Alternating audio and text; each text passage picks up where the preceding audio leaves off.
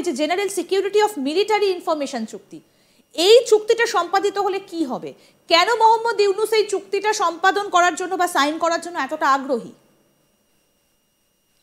আচ্ছা, এই জিসোমিয়া চুক্তিটা যেটা হচ্ছে সেটা হচ্ছে যে আপনার আমরা যখন আমেরিকা থেকে অস্ত্র ক্রয়ের জন্য বেশ কিছু নিয়ম নীতিমালা আছে, কেমন? এই অস্ত্র ক্রয়ের ব্যাপারটাতে জিসোমিয়াটা হচ্ছে একদম কমপ্লিটলি, এটাকে আমরা সংক্ষেপে জিসোমিয়া বলি। এটা হচ্ছে এক ধরনের সামরিক ধরনের চুক্তি। এই চুক্তিটা যদি থাকে তাহলে আমরা আমেরিকা থেকে নানান ধরনের উচ্চ ক্ষমতা সম্পন্ন, মাথা রাখবেন, উচ্চ ক্ষমতা সম্পন্ন সামরিক সরঞ্জাম ক্রয় করতে পারবো, কেমন?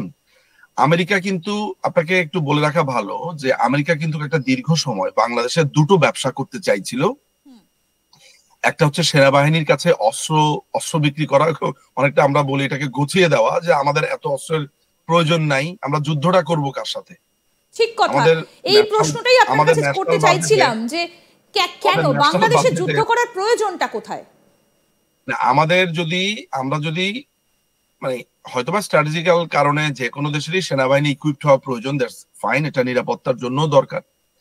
কিন্তু আমরা যে উচ্চ ক্ষমতা সম্পন্ন অস্ত্রের কথা এখানে বলা হচ্ছে, অর্থাৎ এই চুক্তি ছাড়া আমরা যা কিনতে পারি অন্যান্য দেশ থেকে বা আমেরিকা থেকেও, সেটা তো আমাদের জন্য মোর দ্যান এনাফ। কিন্তু আমাদের এই উচ্চ ক্ষমতা সম্পন্ন হেলিকপ্টার, অস্ত্র, মিসাইল, এগুলো আমাদের লাগবে কেন, সেটা আমার প্রশ্ন। কারণ আমাদের একদিকে রয়েছে ভারত এবং অন্যদিকে আছে মিয়ানমার, যেই কোনো দেশের সাথে আমাদের কোনো যুদ্ধের কোনো আশঙ্কাই আমি কখনোই করি না, to be honest with you. এবং বাংলাদেশের সেনাবাহিনীকে বছরের পর বছর এই এত সেনাদেরকে এখানে বসিয়ে রাখা, তাদের অস্ত্র, গোলা বারুদ, খাওয়া দাওয়া, যদিও আমি মনে করি বাংলাদেশ গত 54 বছরে কোনো যুদ্ধ গেছে এই ধরনের কোনো নজির নেই। বাংলাদেশের ইন্টারনাল ম্যাটারই ডিল করতে পারে না। এই যে আপনার 5ই অগাস্টের জঙ্গি হামলা, এইটাই সেনাবাহিনী ডিল করতে পারেনি। বছরের পর বছর তারা আমাদের প্রেসিডেন্টদেরকে মেরেছে, জাতির জনককে মেরেছে, এরপরে প্রেসিডেন্টদেরকে মেরেছে, হত্যা, লুণ্ঠন, দেশ দখল, এগুলাতেই তারা মত্ত ছিল। এই পর্যন্ত যতগুলো দুর্ঘটনা ঘটিয়েছে সেনাবাহিনী ঘটিয়েছে। তাহলে এই সেনাবাহিনী উচ্চ ক্ষমতা সম্পন্ন অস্ত্র দিয়ে কি করবে? এটা তাহলে কি দাদা এই জায়গাটায় আপনি আমাদের সঙ্গে থাকুন, তাহলে একটু এই আলোচনাটায় আসবো। যখন আমেরিকার সঙ্গে এত বড় একটা চুক্তি সম্পাদন করার জন্য মোহাম্মদ ইউনূস এগিয়ে যাচ্ছেন, তাহলে কি তিনি টাকা নিচ্ছেন? সেই প্রশ্নটা উঠে আসছে। কারণ মোহাম্মদ ইউনূসের তার যে কত টাকার ভাড়ার, কোথা থেকে তিনি টাকা জড়ো করেছেন, এবং একই সঙ্গে তিনি তার ইন্টারেস্ট ফাঁকি দিয়েছেন, কর দেননি, তাহলে কি টাকা নিচ্ছেন? আসুন আপনাদের এবার সেদিকে নজর দিই যে মোহাম্মদ ইউনূস কি তাহলে টাকা নিয়ে এই কাজগুলো করছেন? আমরা মোহাম্মদ ইউনূসের তার যে ব্যক্তিগত জীবন, তার যে টাকার প্রতি কতটা লোভ, সেটা নিয়ে আলোচনা করেছি। লোভ, কোট আনকোট লোভ, এই শব্দটাই বলা বোধহয় এখানে সমীচীন, কারণ যেভাবে তিনি টাকা নিয়েছেন এবং নিজের কোম্পানিতে টাকা বিলিয়েছেন, তাহলে কি তিনি টাকা নিচ্ছেন এই সেনা, বিমান, নৌঘাঁটি বানাতে? আমাদের এটা একটু দেখার বিষয় হচ্ছে যে এই অস্ত্রের চুক্তিগুলোতে কারা কারা আছে, বিশেষ করে ইউনূস সেন্টার থেকে বা আপনার গ্রামীণের পক্ষ থেকে কারা কারা এই চুক্তির ব্যাপারে কথাবার্তা বলছে, মিডলম্যান কারা। কারণ এই চুক্তিটা এইভাবে সরাসরি হয় না যে ধরা যাক এটার মধ্যে মিডলম্যান থাকে, দালাল জাতীয় লোকরা থাকে যারা আনবে, কন্ট্রাক্ট নিবে, এই ধরনের ব্যাপার স্যাপার থাকে। তো সেইটা দেখার পরে বলা যেতে পারে আর কি যে এখানে ইউনূসের কোন এজেন্টটা আছে, সেখানে কত টাকার লেনদেন হচ্ছে, কমিশনের ব্যাপার আছে। কারণ আপনি জানেন যে অস্ত্র ক্রয় বিক্রির ব্যাপারে এটা যদি G2G হয় অন্য কথা, তবে আমার ধারণা যে এখানে কন্ট্রাক্টর থাকবে এবং মিডলম্যান থাকবে। আপনাকে একটা তথ্য আমি দিয়ে রাখা ভালো যে বাংলাদেশ আর্মস ফোর্সেস ডিভিশনের পক্ষ থেকে 2022 সালে 21 সালেই কিন্তু তৎকালীন সরকারকে জানানো হয়েছিল যে আমাদের এই ধরনের অস্ত্র চুক্তির প্রয়োজন নেই। সেই সময় বাংলাদেশের যে পররাষ্ট্র মন্ত্রী ছিলেন আব্দুল মোমেন, তিনি যেই কথা বলেছিলেন সেটা মনে হয় আমি আপনাকে একটু কোট আনকোট একটু বলি, তাহলে আপনি বুঝতে সুবিধা হবে। আমি যেই কথাগুলো বলেছি সেটাই বলেছে আসলে, যে আমরা কারো সঙ্গে যুদ্ধ করব না, আমরা তো অস্ত্রের ভান্ডার সৃষ্টি করতে চাই না, কারণ আমাদের প্রয়োজন নেই। আমরা খুব শান্তিপ্রিয় দেশ, সব প্রতিবেশীর সঙ্গে আমাদের সুসম্পর্ক রয়েছে। অস্ত্র সংগ্রহ করলেই যুদ্ধ ভাব আসে, আমরা ওগুলোতে নেই।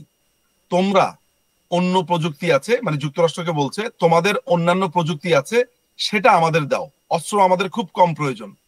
বুঝতে পারছেন? এইটা ছিল আমাদের তৎকালীন ফরেন মিনিস্টার আব্দুল মোমেন সাহেবের স্টেটমেন্ট। আচ্ছা। তো আপনি বুঝতেই পারছেন যে আমি আপনাকে যে কথাটা বলেছি একই কথা বাংলাদেশের সরকার তখন পোষণ করতেন, এবং এটাই খুবই স্বাভাবিক একটা ব্যাপার। জিসুমিয়া চুক্তিটা আর এসএসসি চুক্তির ভেতরে কিন্তু দুটা আলাদা আপনার স্ট্র্যাটেজিক্যাল ব্যাপার আছে। একটা হচ্ছে যে তারা আমার কাছে অস্ত্র বিক্রি করতে চাইছে, কারণ সারা পৃথিবীতে কিন্তু যুদ্ধ বিগ্রহ লাগিয়ে মার্কিন প্রশাসনে কিন্তু নানান জায়গাতে যুদ্ধ লাগায় এবং অস্ত্র বিক্রি করে, এটা তাদের একটা ব্যবসা। এবং এটাকে মার্কিন প্রশাসনের ব্যবসা না, এটার পেছনে বড় বড় ব্যবসায়ীরা আছে, এমন সব মাফিয়ারা আছে, এমন সব লোকেরা আছে, হয়তোবা তাদের সাথে আমাদের মতো গরিব রাষ্ট্র, দরিদ্র রাষ্ট্র পেরে ওঠে না, বা আমাদের পক্ষে পারা সম্ভব হয় না। এবং এই চুক্তিগুলো যদি আমরা না করি তখন তারা সরকার পরিবর্তনের জন্য ষড়যন্ত্র করে, সেটাতেও আমরা তাদের সাথে পেরে উঠি না। অনেকটা বলা যেতে পারে পৃথিবীর অনেক রাষ্ট্র এদের স্ট্র্যাটেজির কাছে রীতিমতো অসহায়। আর জিসুমিয়া চুক্তির কথাটা যেটা বললাম সেটাও সামারিতে, সরি, জিসুমিয়ার কথা তো বললাম অস্ত্রের ব্যাপারে। আর এসিসি যেটা আকসার চুক্তির কথা যেটা বললাম, ইন সাম কনটেক্সট এইটা আমার জন্য একটা কনসার্নের ব্যাপার, কারণ এখানে আরেকটা ব্যাপার আছে, আপনার মনে হয় এটা একটু জানা প্রয়োজন। সেটা হচ্ছে ইন্দো প্যাসিফিক যে স্ট্র্যাটেজির কথা বরাবর বলছে আমেরিকা, অর্থাৎ চায়না কেন্দ্রিক। এখানে আপনি জানেন যে এখানে একটা জোট আছে, এটাকে আমরা বলি কোয়াড জোট বলি। একদম। আপনি যদি জেনে থাকেন তাহলে জানবেন যে আমেরিকা, ইন্ডিয়া, অস্ট্রেলিয়া এবং জাপান, এই চারটি দেশ মিলে একটা জোট আছে, বিশেষ করে ইন্দো প্যাসিফিক রিজিয়নে। এখানে এক ধরনের জোট তারা তৈরি করেছে, যেটা চায়না মনে করে যে তাদেরকে আটকানোর জন্য এইটা করা হয়েছে। এবং এই অস্ত্র যে কোনো সময় নামা, অস্ত্র দেওয়া, এগুলোকে অনেকেই মনে করে যে এটা ইন্ডিয়া না বা মায়ানমার না, এইটা আসলে চায়নার প্রতি চিন্তা করে আমেরিকা এটা করতে চেষ্টা করছে। যেহেতু বাংলাদেশ আওয়ামী লীগ থাকা অবস্থাতে প্রত্যেকটা রাষ্ট্রের সাথে সুসম্পর্ক রাখার চেষ্টা করেছে, এবং চেষ্টা করেছে যে কারোর সাথেই এমন কোনো আচরণ না করে যেমন ওই দল মনে করে বা ওই দেশ মনে করে যে আসলে তার কোনো ধরনের স্বার্থ ক্ষুণ্ণ হচ্ছে। এটা চেষ্টা করেছে। আমরা জোট নিরপেক্ষ একটা রাষ্ট্র, বলা যেতে পারে যে আমরা সামরিকভাবে এমন কোনো শক্তিশালী রাষ্ট্র না যে চায়না, তারপরে ইন্ডিয়া, এদের সাথে, আর ইন্ডিয়ার সাথে আমাদের যুদ্ধ হতে যাবে ঠিক কোন দুঃখে বা কোন কারণে। তাহলে কি এটা পুরোটাই আমেরিকার একটা চাপ যে বাংলাদেশকে টার্গেট করে চীন এবং একই সঙ্গে ভারতকে চাপে রাখা? অ্যাপারেন্টলি এটা চায়নাকে চাপে রাখার একটা স্ট্র্যাটেজি বলে আপনার কাছে প্রাইমা ফেসি মনে হবে, এবং আপনাকে এইটাও বলাই হবে। আসলে স্পেসিফিক্যালি যদি কথাবার্তা হয় তাহলে আপনি দেখবেন যে বারবার চায়না, ইন্দো প্যাসিফিক উঠে আসছে। কিন্তু এন্ড অফ দ্য ডেতে আমি ডে ওয়ান থেকে একটা কথা বলে এসেছি, this is a proxy war, এবং এই প্রক্সি ওয়ারটা ইন্ডিয়ার সাথে। আপনি এখানে বাংলাদেশকে ইকুইপ করা হচ্ছে, বাংলাদেশের অস্ত্রের এমন সব ব্যবহার করা হচ্ছে, এটা কি বাংলাদেশ করছে? না, আমেরিকা করছে। কারণ আমেরিকা যেটা করার চেষ্টা করে সেটা হচ্ছে চায়না তার শত্রু বলে বলে, এবং ইন্ডিয়াকে সে এক ধরনের বন্ধু রাষ্ট্রের কথা বলে তাকে হয়তোবা বলে যে তুমি এটা ডিল করো, বা তোমার সাথে আমি ইকুইপ করছি, তোমার সাথে আছি। এন্ড অফ দ্য ডেতে তারা ভেতরে ভেতরে এমন ভাবে প্রস্তুত হয় যে যাকে দিয়ে তার শত্রু রাষ্ট্রের সাথে ডিল করাচ্ছে তার প্রতিও তারা অস্ত্র ত্যাগ করে বসে থাকে, অর্থাৎ তারা কাউকেই বিশ্বাস করে না।